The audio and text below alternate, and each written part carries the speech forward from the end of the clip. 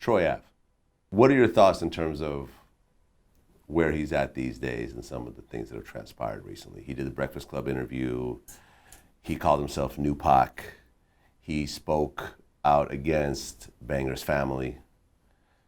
And, you know, he's beefing with Mysonne. Mysonne called him a bozo. He responded and so forth. So you have these various events that are happening as it's leading up to his trial. Right. I mean, listen, when he first had the thing at Irving Plaza, I'm the one that said, well, you want to see some gangster shit? Troy Ave just did some gangster shit or whatever. That being said, I didn't like his Breakfast Club interview.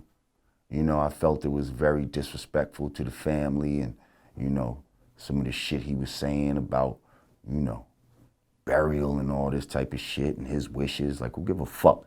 Like, that's, you know what I mean?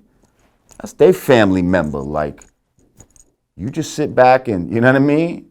You do what you can do. Like, you know what I mean? Or you don't say anything. Or you don't say anything. You know, because on multiple occasions, we've interviewed people who were essentially murderers. Right.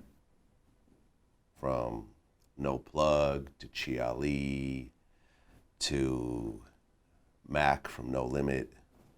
A bunch of people. You know, we interviewed Shaka Senghor recently. And I know that in each of these interviews, the family and friends of the victim probably were very enraged that this interview was even happening. Right. That I was giving light to a murderer. So when I had the, you know, the effects of that, when people spoke out against me and called me various things, I understood. I didn't respond. Right. I understand that people grieve differently, and people will always grieve over a situation like that. This is someone they loved. Right. Regardless of the situation around it, they still lost their son, brother, friend, whatever. So I would never respond to anyone who criticizes me over a situation of someone dying. Right. Troy felt like he had to defend himself, though. Right, and see, I don't like when people like try to make everything about them. Yeah. You know what I mean? Like, this man got killed holding you down. You know what I mean? Well, allegedly. We don't know the situation around it. Right. But I'm saying, from what I understand, this guy ran with him. He was his bodyguard, manager. I don't know, but he held him down just generally, like that was his man. You know what I mean? This is their family. They felt however they want to feel, right? So now they spoke out and, you know, on social media and all of that. Now he went to apologize, which was supposed to be apology. But the apology turned into, it's all about you. Like, it started off, yo, I didn't drop my album because today is Easter and I feel like blah, blah, blah. Why would you even talk about your album if this is an apology, an open letter to the woman that you disrespected, whose son got murdered? Then, as I'm reading what I thought was supposed to be the apology, I never actually saw where it said, I'm sorry. He starts to go into shit about him. Like, oh, you got to understand, at the time I was going through some shit. I was shot and I was in the hospital. And, you know, it's like you're trying to make everything about you. And right now, that's the worst thing to do. It's not about you. At all. It's not about you. It's about a man who lost his life, you know, running with you. Right, because when I just interviewed Mysonne, and he's good friends with Trife, who is Banger's brother. Okay. And he was saying how I was at a conference in Sacramento, and he had texted me. You know, he had texted me like, yo, I can't believe this, such, whatever he texted me. You know, he was angry. And he sent me the clip of the interview. So I didn't immediately listen or watch it because I was like asleep or whatever. So then he calls me. He's just like, yo, did you see the interview? And I'm like, nah, I didn't see it. And he's He's like, yo, my mother's crying, my sister's crying, like, can't believe he even said this and that and that. And I'm like, what did he say? He's like, yo, you gotta watch it for yourself, man. You just gotta watch it for yourself. Shit is still raw. I mean, please. Motherfuckers, somebody could have got killed a year, 2 years ago. The shit's still raw. Right, because the answer really could have been, hey, my condolences to his family. Right. I hope they, I wish them. I'm here for them. You know, I'm ready to do whatever. Whatever. Blah, This blah, is a very blah. difficult time. There's nothing that I could say that'll ever bring back their family member. The end. Right. But what about? I have nothing to say about that regard. I wish the family the best. Right. Now, I also want to just, before I forget, I want to comment on the Tupac part of it, because he ain't the only one. Like, there's a bunch of people right now. Well, Boosie did an interview with us right afterwards, Right. where he announced that his next album is going to be called Bupac. You know, my next album, bro, this is gonna be my biggest album to date.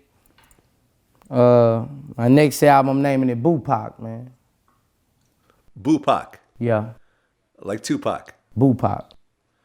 People gonna get on you for this. Yeah, I know it's gonna be a big old thing, but you know, it's in my heart, and you know. Here's the thing. And I know, Troy Ave said, oh, I'm not trying to be Pac. I just, the feeling. No. It doesn't feel like Pac. I was there. You know what I mean? Like, if niggas think that getting shot and getting locked up makes you liken to Pac, you got another thing coming. You know what I mean? Like, you got to understand the whole foundations of a Tupac and the spirit and the heart and the love that he had for black people. He was a Black Panther. Right. So, and all that thug life was a strategy, is what people don't understand. It was a strategy to try to pull in the gangsters, pull in the ones who need guidance. Let me pull them in, get them to respect me, and now I can steer them in the proper way. But before he really got a chance to do the steering, he gets taken out. You Right. dig? So all I'm saying is, if you want to be like Pac, if you want it to feel like Pac, then you have to have that component in your arsenal. You can't just get shot. You can't just get locked up. They can't be just pictures of you coming out of fucking court in a wheelchair with your leg up, You got to have a certain passion, you know what I mean? A certain dedication to wanting to see your people free. Well, here's the thing. I don't care how tough you act in an interview, how arrogant you may portray yourself. At the moment that Troy Ave wakes up to the moment that he goes to sleep, he realizes that he may go to prison for the rest of his life. That is a possibility. Right. We don't know what's going to happen in this courtroom. I don't know. I didn't talk to anyone about it. Everything I know is what everyone else knows, So he may feel in his own mind that he was justified, that he did this or whatever else. Once you step in that courtroom and you have a jury full of older, middle-aged people who are not rap fans, because it's very easy to go through Twitter and say, yeah, man, everyone's saying, I'm going to get off. I think I'm going to get off. Those Twitter users are not going to be on the jury. Right. You know what I'm saying? Because once that jury selection starts, the prosecutor is going to say, do you listen to hip hop? Mm-hmm. Yeah, occasionally. He's off. Right. What about you? Is there any rap records do you like? Yeah, I do listen to rap part of the time. You're Bye. off. That's what's going to happen. Every rap fan is going to get picked off one after another. Mm. That's what's going to happen. They're not going to have a single person who's going to relate to Troy Ave on that jury. I could almost guarantee you that.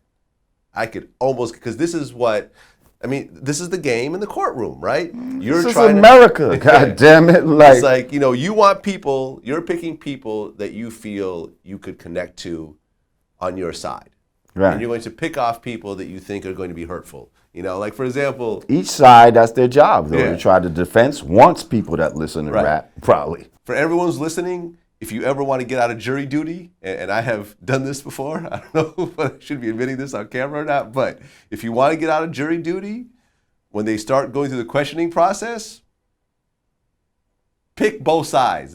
You know, do you think that you could be fair and impartial? No, I can't be because, you know, just, you know, if it's like a murder, yeah, because my best friend was murdered, and I hate murderers. And if it's like, you know, if it's an embezzlement charge, I got embezzled by my best friend. I hate him. I wish they'll all die. Start doing that stuff during the selection process. Right. Okay, this one, Never this mind. one can leave. This one can leave.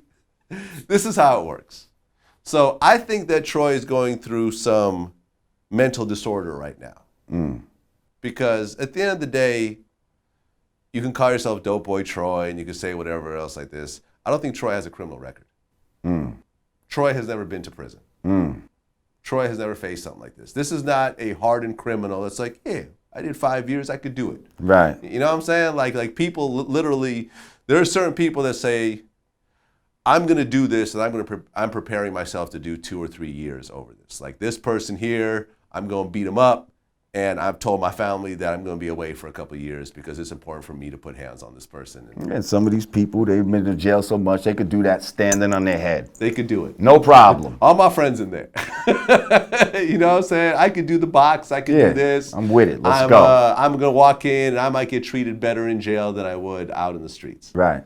For whatever reason. You know, like I remember I just interviewed this rapper named Mr. Capone.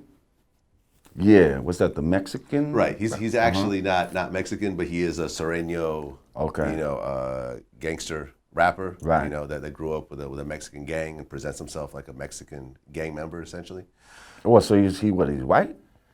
They say he's Pakistani. He kind of Really? danced around the topic a little bit.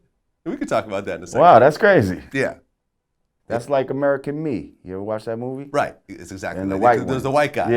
It's exactly like that. And he talked about how As a kid growing up, jail was like a victory. Like Yeah. you get a prize. Like I kind of wanted to be in jail. Like my dreams, like it even sounds crazy as hell, but my dreams were like I want to be doing life in prison. as a 17-year-old kid, you dreamed, I dreamed to that. have life in prison, I dreamed that. Right. which sounds crazy to me. Who the hell wants that? Who the hell wants to be in prison with a bunch of men? Somebody that was brought up and to believe that that's the shit. Yeah, You see? exactly. And he went to prison a bunch of times over various violent crimes and so forth like that. Troy is not like this. You could wear all the crack hats you want. You could wear all the bulletproof vests you like. Right. I've asked I don't around. like that either. The wearing of the bulletproof vest is it's corny to me. Like